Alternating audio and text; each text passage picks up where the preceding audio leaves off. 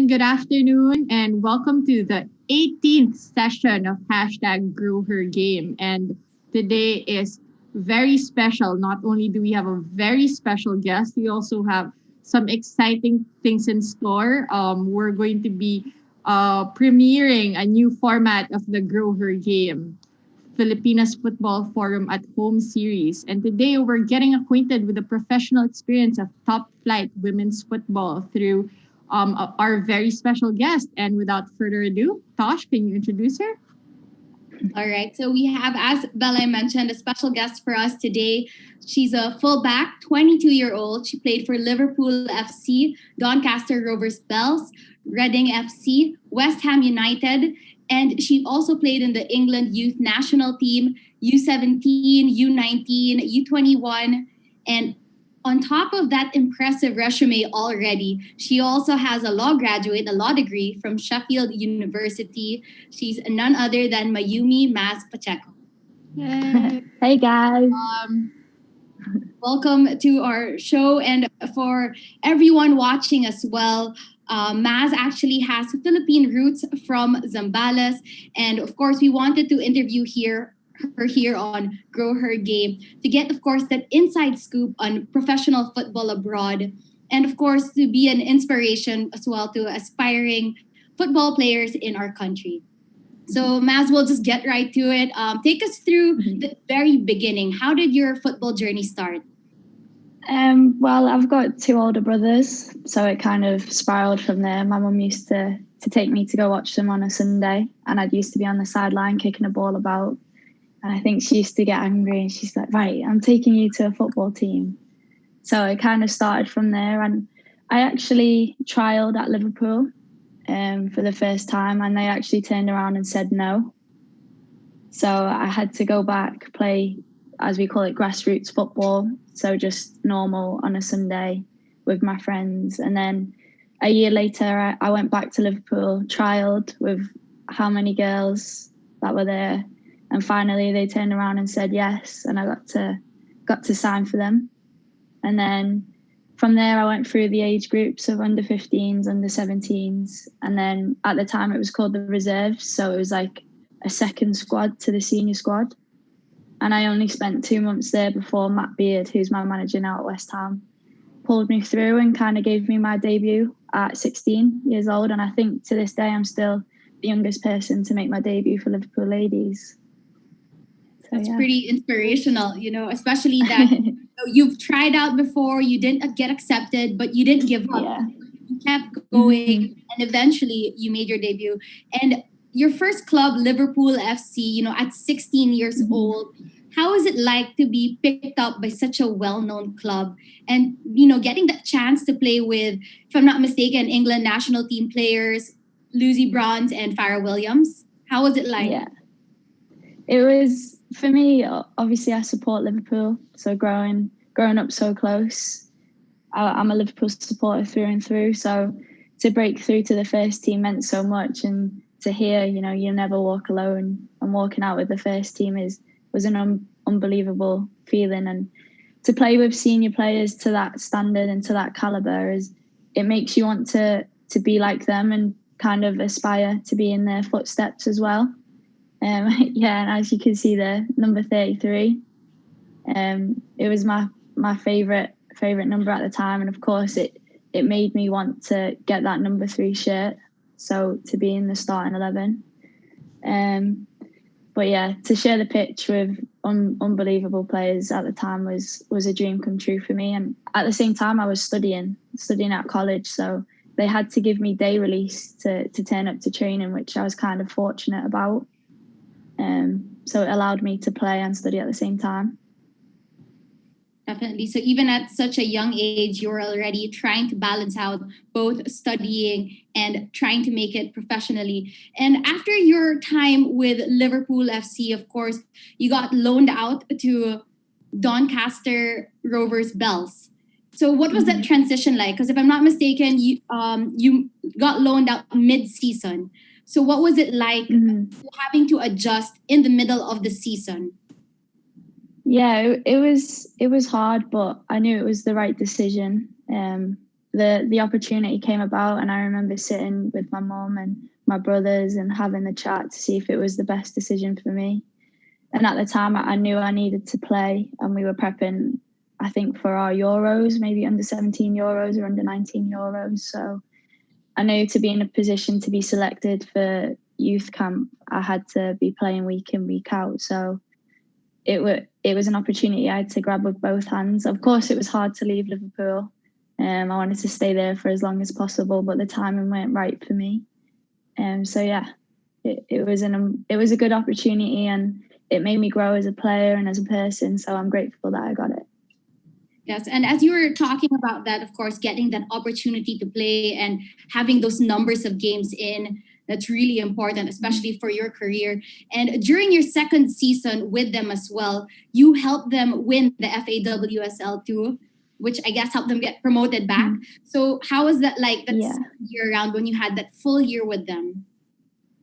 Yeah, it was good prep. So I got to be with the whole team from start all the way to finish. So it was a lot easier to gel, if that makes sense, and a lot easier to really cement my place in the team and really push out my personality on the pitch as well as off the pitch. But yeah, we knew we were fighting for promotion, and that was definitely the aim for that season. And the fact that we got to win it and got to lift the trophy as champions obviously means a lot to me. And it was the first senior trophy that I've won so far, and I hope one day that I'll win WSL 1 and hopefully one day Champions League. So it's kind of a stepping stone, and I like to think I'm building up rather than down. So kind of making my way through the leagues.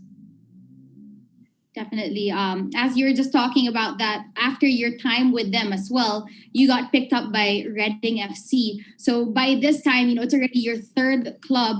So what was it like again now, your experience with another club?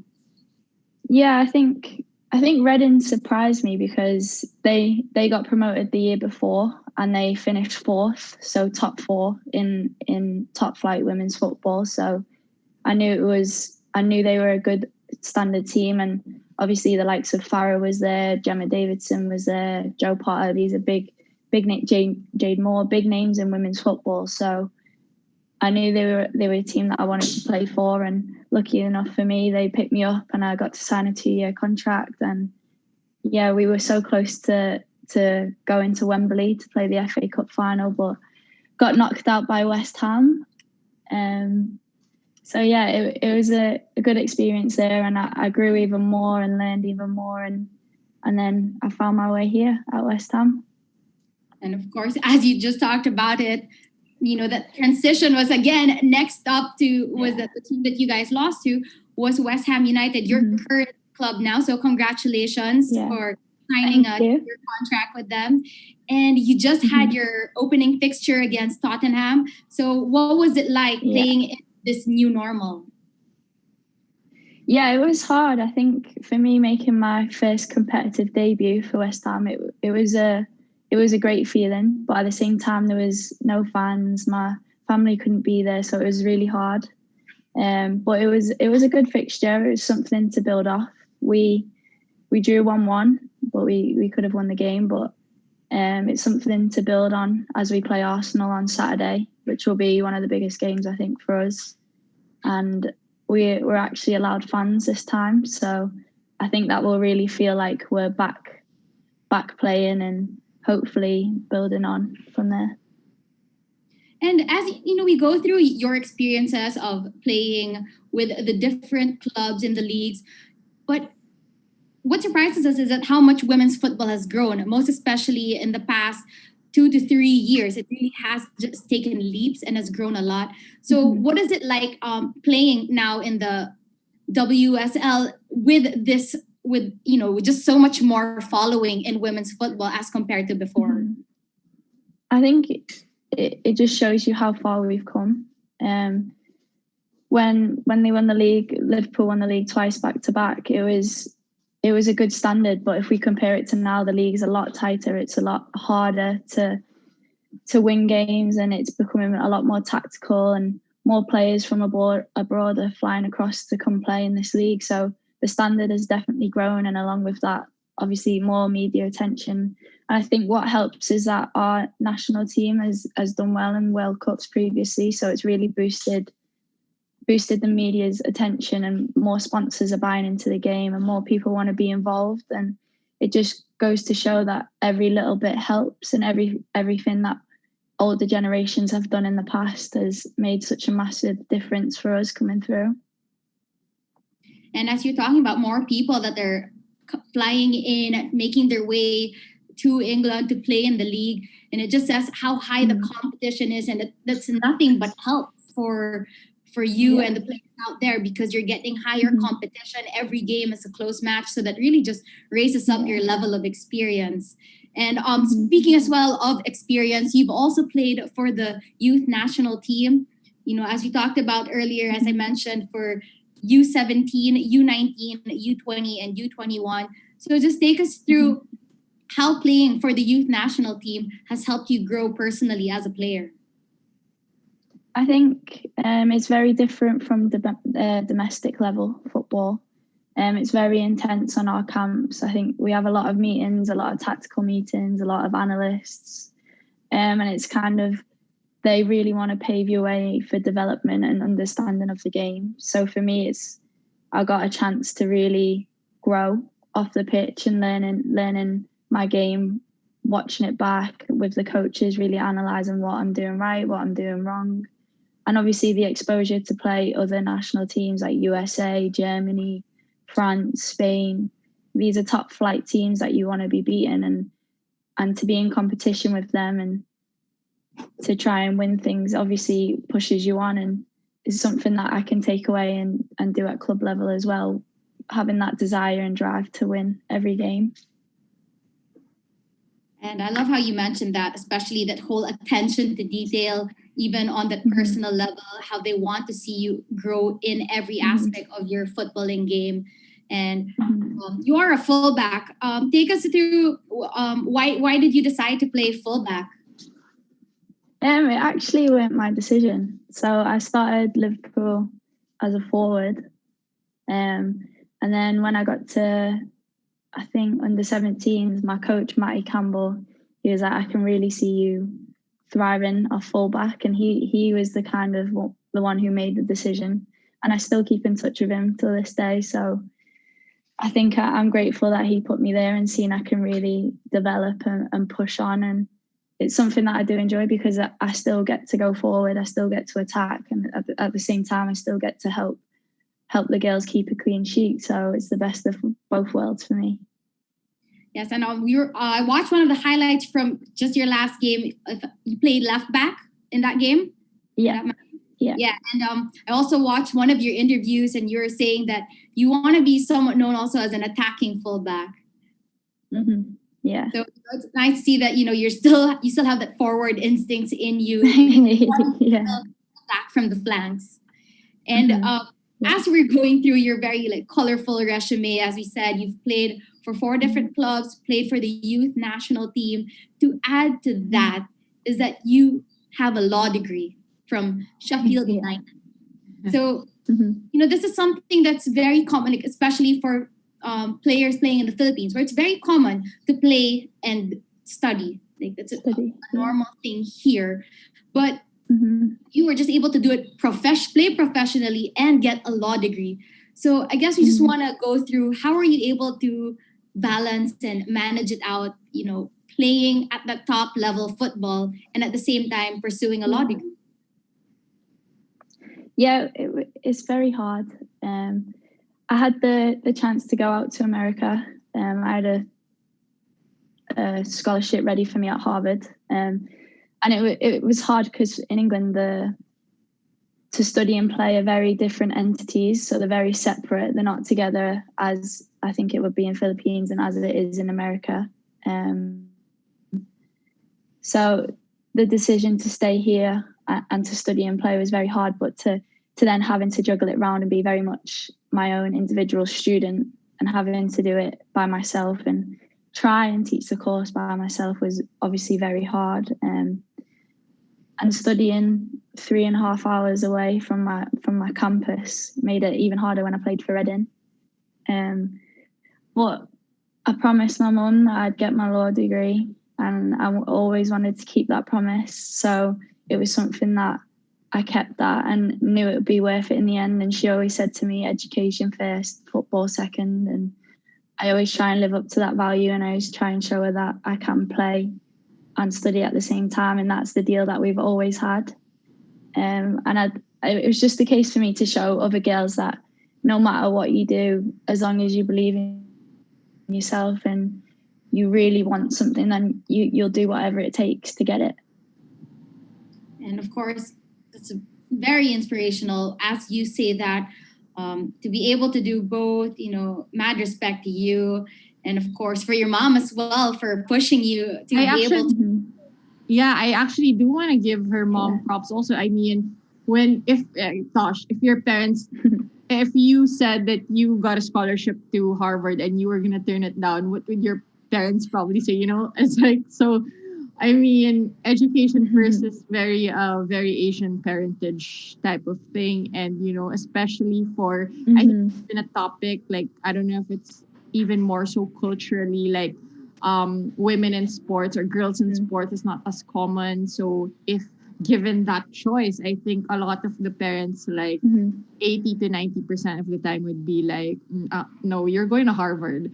But props to your mom for trusting and believing in your decisions and supporting you throughout to achieve, something so so much, so something that not everyone can achieve either of those, and both. So congrats to you and to your family.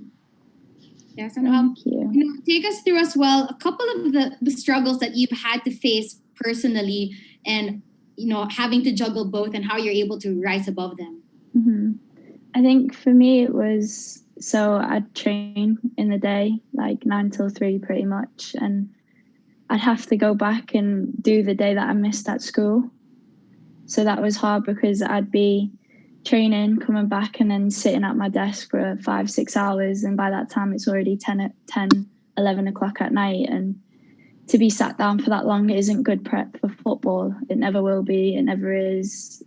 And there'll be days where, so at Reading I'd have to travel up 3.5 hours, go to class 9 to 5 on my days off, and travel back down, and to do that and have to train the next day or play the next day, it was a struggle. And I think it did take a toll on some days. Some days I couldn't be at 100% on the pitch, but I knew it's something I had to sacrifice there and then, because it's not every day that I'll be studying at uni, and it's not something that I wanted to give up.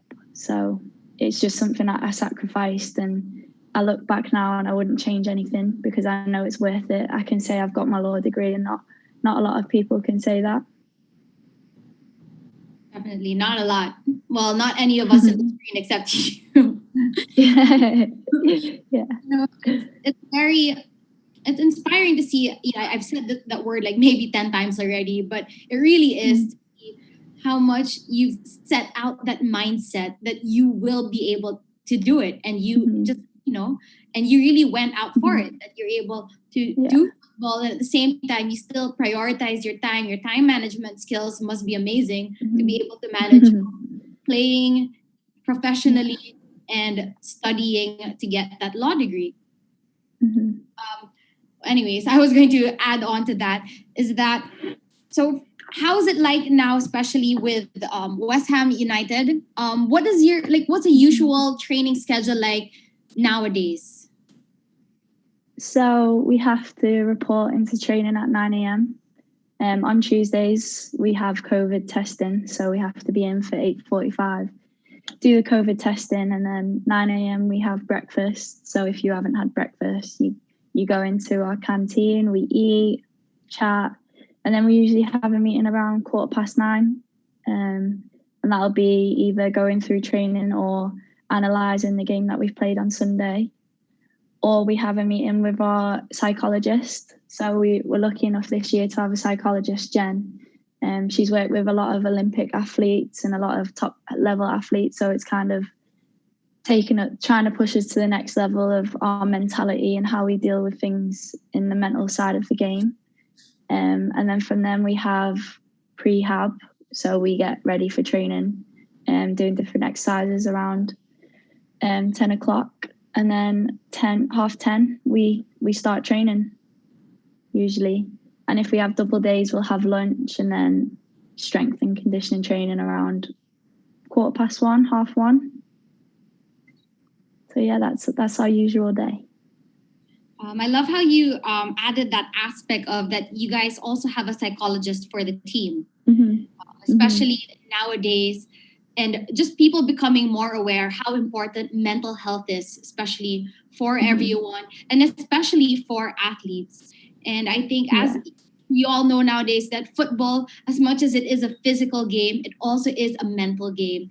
Whoever has the strongest willpower will be able to make it.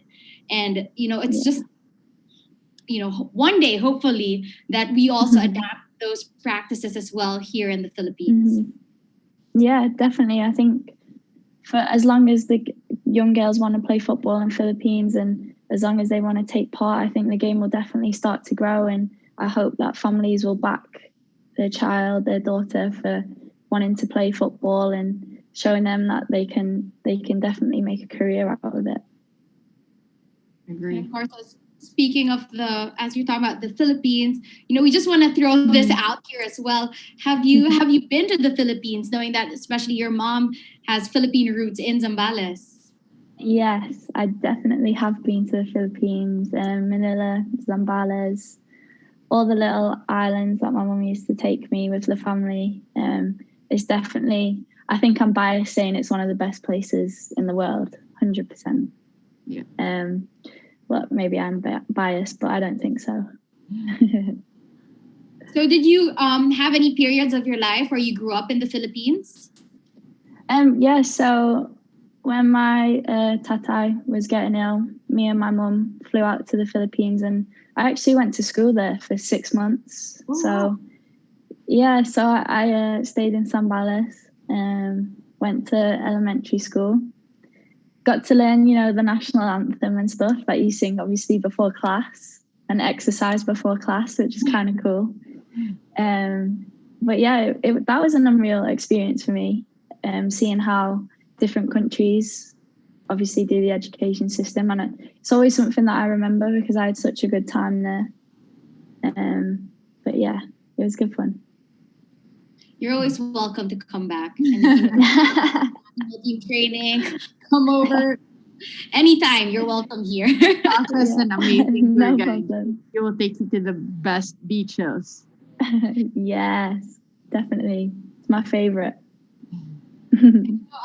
Yes, I think that going through all your experiences, most especially at a young age, you're only 22 and you've already accomplished so much. What is next for you? What are your goals?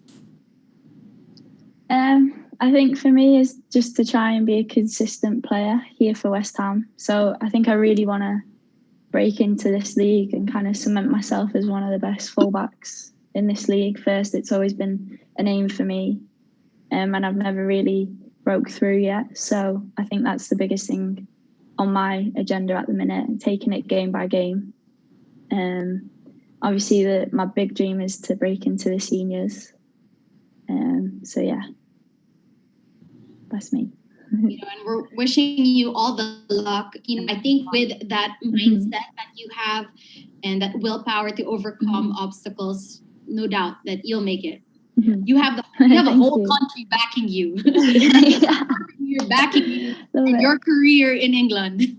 Yeah. I think I heard a podcast a couple of days ago, and they actually said to me, if I break into the England seniors, I'll be the first British Asian to play for England. So like that, I know for me that I'll be very proud. That'll be a very proud moment for me, and I hope one day that I get to fulfill that dream. And I know my mum would be very proud as well. We'll be really proud of you. We would also interviewed her first. We'll be wearing your jersey proudly. Having the Pacheco jersey. Yes, 100%. And with that, of course, we just like to ask you what your message is out there, most especially for aspiring football players here in the Philippines. I think the biggest thing is to always have fun, enjoy yourself, make sure you're with your friends, and to work hard first and foremost. That is the biggest thing that no one else can control, no one else can take away, is how hard you work and how hard you want something. And as long as you have that desire, that motivation, as I said before, the world's your oyster. You can do anything. I just have an additional question. Is that something that your mom, your brothers, your family instilled in you, or is this something that you just, you wanted to do it for yourself? Like, how do you motivate yourself?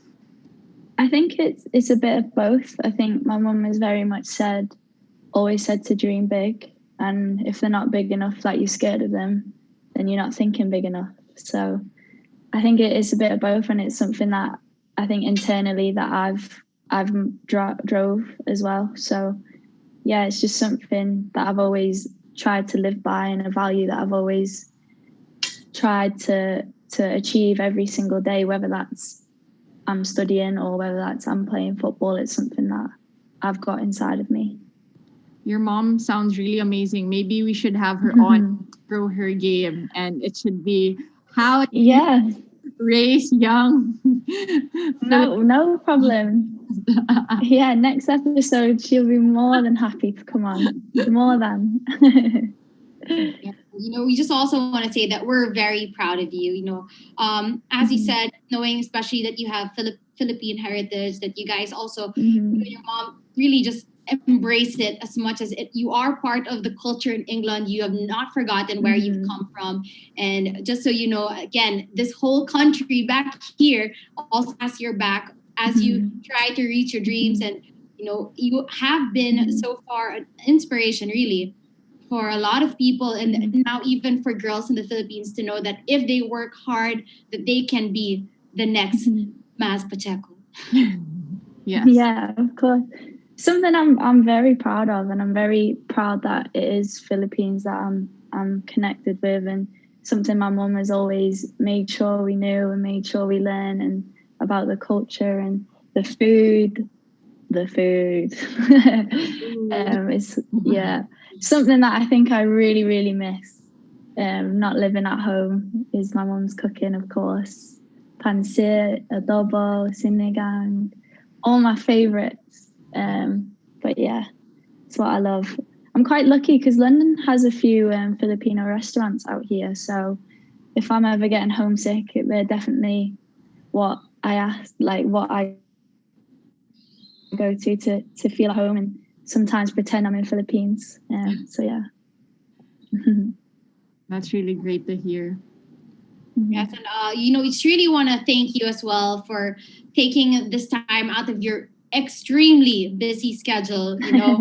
You have league games and you have law degree. So thank you so much for taking that time out to chat with us and helping give us that inside story of how you're processing everything, how you're navigating through your football career, and allowing us that inside scoop on it all. Thank you. Yeah, no problem. Anything else? Thank you. Yeah, again, I cannot emphasize enough everything that Tosh has said.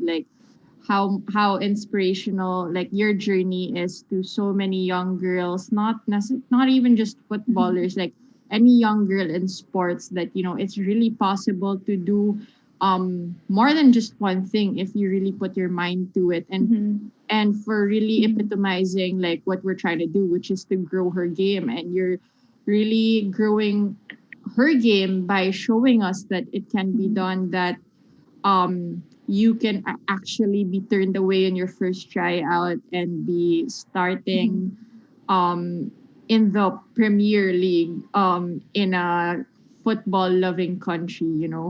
And we wish you all the luck in all your endeavors, and rest assured you'll have all of us cheering you on. So thank you again for joining us for this episode of Filipinas Football Format Home Series, #Grow Her Game. And we are counting down to our 20th episode, which we are very excited about also. So so happy to share this 18th session episode milestone with Me Maz. And too. thank you again, everyone, and hope to see you again next Thursday. Thanks, guys. Thank you. Bye.